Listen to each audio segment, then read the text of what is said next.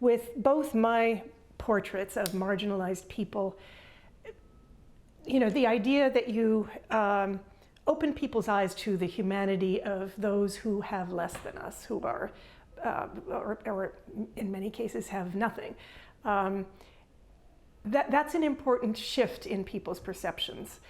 And likewise, when we started collaborating with Kim Heisey and creating these plant portraits, it's really a social change if you convince people to stop using these toxic chemicals so that these beautiful wild native plants can grow and they can perform their functions in the ecosystems, which include not only being butterfly host plants, but in many cases they provide nectar for pollinators. In a lot of cases, they attract beautiful moths, miniature moths. They create this little miniature biodiverse world that is fascinating. And if people enter that, they become nurturers of nature. And that is key, because you will not save something you don't love. And you can't love something you're not connected to. So that's really the premise behind Bound by Beauty, is that we connect people to nature. So that, because it's been really 2 generations, I would say, where we've really lost that connection to nature. Most of our grandmothers, could have told you what every plant was. They knew where every elderberry, tree was or bush was. They foraged. Our grandmothers foraged. They knew nature. They were connected to nature. But with maybe it's the advent of air conditioning, so we spend time indoors instead of sitting on our front porches.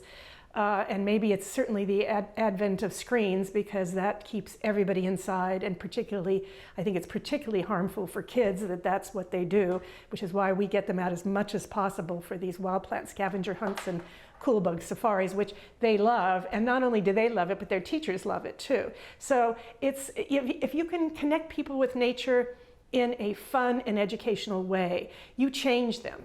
And that is a social change. And they then, hopefully these kids go home and they say, oh no, we can't use herbicides on our lawn because look at, there's this plant, there's that plant, there's this plant. So that's affecting social change. And it's so important, because if we don't, we have to act fast. That's the key, because we can all see it around us, what's happening with climate change. And this is something we can do now, today, so that's what we advocate, that you start making changes. Whether, some people become vegan, and that's great, but not everybody, is willing to go to that length to protect nature. I admire those who do. I wish I could be one of that. But everybody has the ability to make a big difference. You don't have to have the money to buy a battery operated car, electric vehicle, or to install solar panels. You can do it in very simple ways. Start small. Start with several native pollinator plants or native butterfly plants, host plants, and that small change, it's going to grow organically, because you're going to see another butterfly species in your garden, and you're going to look up what their host plant is, and then you're going to go out and find that plant. And happily, there are more and more native landscapers that are, and I think this is partly a result of the social change, that people want these native plants in their gardens. They understand their importance.